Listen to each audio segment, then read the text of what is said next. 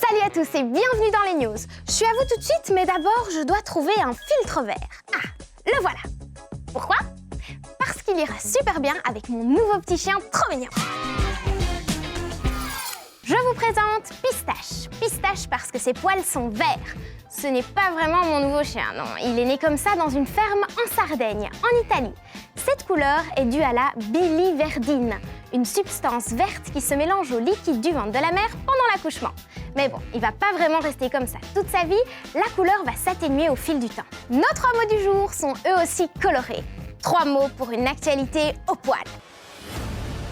Ils se sont réunis plus tôt que prévu, les membres du comité de concertation. On entendait parler de nouvelles mesures, on les attendait avec impatience. Et ce matin, à 9h, elles sont arrivées. Ben oui, les nouvelles mesures pour lutter contre la propagation du coronavirus. Les parcs d'attractions doivent fermer leurs portes. Tu ne pourras donc pas faire de looping ces vacances d'automne, mais tu pourras aller voir les animaux en extérieur dans les parcs animaliers, ils restent ouverts. Dans les stades, il n'y aura carrément pas de public, donc les matchs professionnels peuvent se dérouler, mais sans supporters. On avait un peu peur de voir arriver ces nouvelles mesures. Finalement, les dirigeants n'en ont pas imposé beaucoup plus, mais c'est vrai qu'il y en avait déjà pas mal. Ils comptent sur nous pour continuer à les respecter et bien maintenir les gestes barrières. Se laver les mains régulièrement, respecter la distance d'1,50 m et porter le masque quand on a 12 ans et plus. On retiendra de nouvelles mesures dans notre liste des mots du jour. C'est le moment de passer à notre dossier élection présidentielle aux États-Unis. Cette nuit, les 2 candidats à la présidentielle ont tenu leur deuxième débat. D'un côté, Donald Trump, le candidat républicain, et de l'autre, Joe Biden, le candidat démocrate. Un débat où il a fallu couper le micro de celui qui n'avait pas la parole pour éviter qu'il s'interrompe tout le temps, parce que c'est tendu entre eux. Le coronavirus va disparaître et comme je le dis, nous sommes à un tournant, c'est en train de disparaître. C'est le même homme qui vous disait « Ne vous inquiétez pas, nous allons finir ça cet été.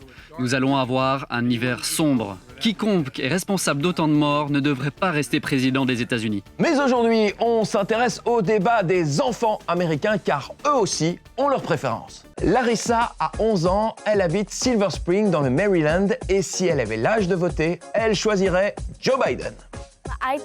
Je pense que c'est un candidat qui a beaucoup d'expérience. Il va faire de belles choses pour le pays, surtout avec Kamala Harris.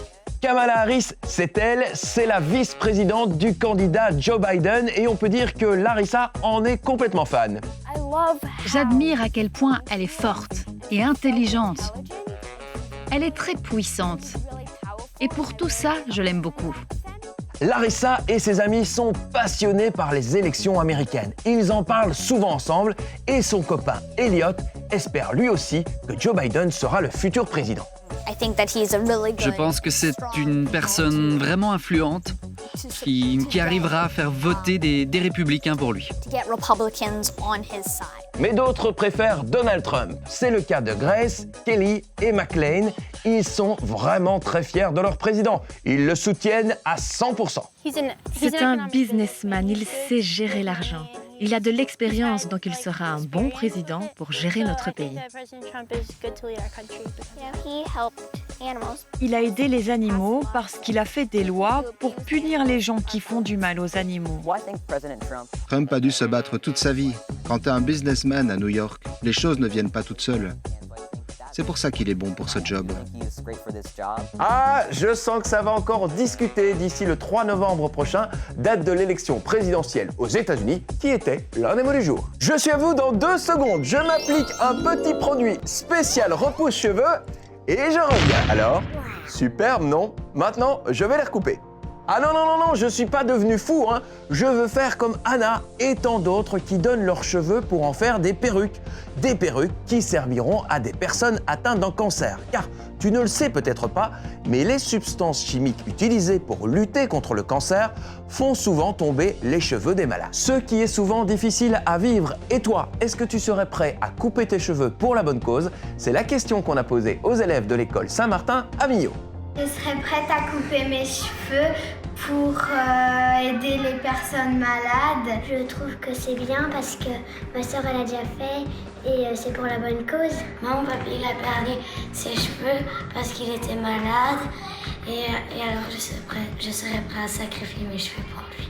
C'est pour la bonne cause et j'y pense depuis que je suis toute petite. Je suis prête à donner mes cheveux. C'est pas juste que les gens perdent leurs cheveux. Eh ben, on peut dire que vous avez du cœur, les amis. On retiendra cheveux dans notre liste des mots du jour. Si cette vidéo vous a plu, likez-la et abonnez-vous pour être tenu au courant de la suite. Ciao!